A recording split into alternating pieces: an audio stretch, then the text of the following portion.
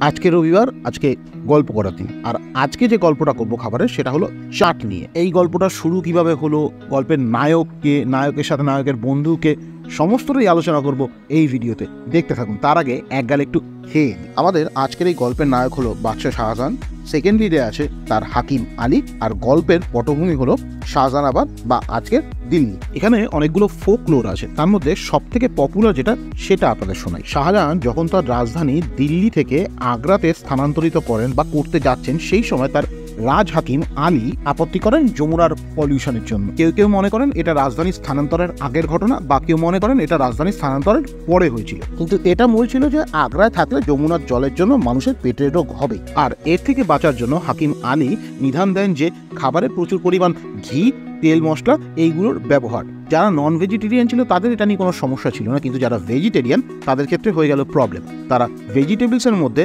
এইভাবে ঘি দিয়ে ফ্রাই করার পরে সেখানটায় ইন্ডিয়ান স্পাইসেস, দই, চাটনি, আচার অ্যাড করা শুরু করলো, জিনিসটাকে আরও ট্যাঙ্গি এবং মাউথ ওয়াটারিং করার জন্য, যা যমুনার জলের যে পলিউশনের প্রভাব ছিল সেটাকে শরীরে কম করবে। আর সেখান থেকে শুরু হয় এই চাটের কনসেপ্ট, যেটা মানুষ চেটে খেত বলে নাম হয়েছে চাট। এখন তো চাটে আলু, টমেটো এগুলোর ব্যবহার প্রচুর, কিন্তু ব্রিটিশরা আসার আগে ব্যবহার করা হতো ওল, রাঙা আলু, এইসব। আজকের গল্প এইটুকুই। পরের রবিবার আরও একটা গল্প নিয়ে আসছি। Thank you for watching. Tata.